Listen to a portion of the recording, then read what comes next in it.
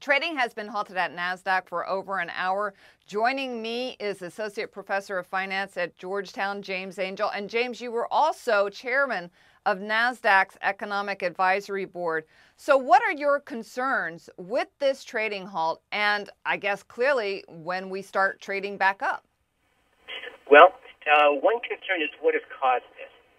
Is it an attack of hacking or terrorism?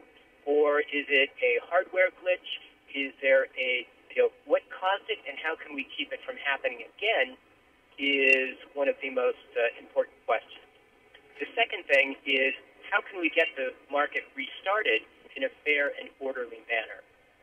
As we learned from the Facebook incident, it's better not to trade than it is to trade in a messy and disorderly way. So the important thing is we need to get the market restarted again in an orderly way.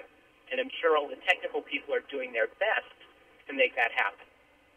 Now we're hearing that this is the Tape C securities, and Tape C stands for the Nasdaq trades. We're also hearing that SIPS is involved in this, and SIPS is the actual recording of the trades, correct?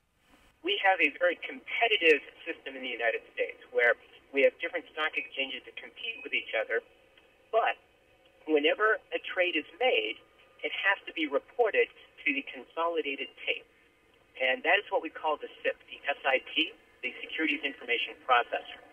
So tape A is New York, B is the Amex, and C is Nasdaq.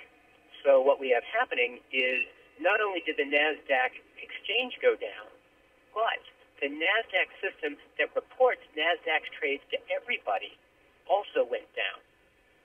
Now, in our normal system, if one exchange goes down, all of our other exchanges trade right around them very happily. That's the beauty of having a competitive market system, in that each exchange is effectively a backup for the other.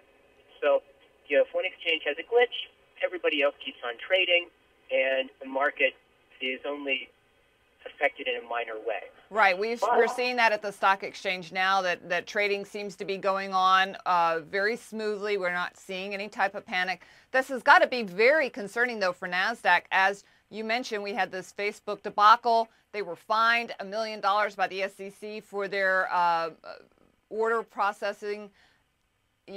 Obviously they wanted to fix those problems. This cannot be good for this company. Well, you're right. Okay, an event like this is never good for an exchange, but you'll notice that every exchange has had their technology issues over the last few years. So every company that deals with technology has had technology issues.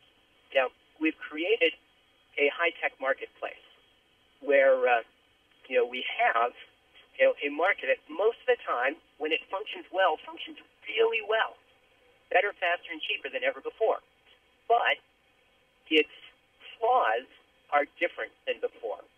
And it still has flaws, and we need to work on fixing those flaws.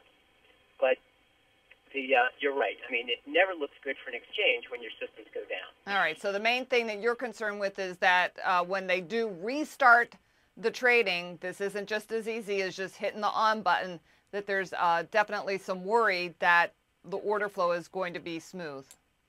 Right. All right, thank you. That is Associate Professor of Finance, James Angel from Georgetown, joining us here at The Street, and I'm Deborah Borchardt.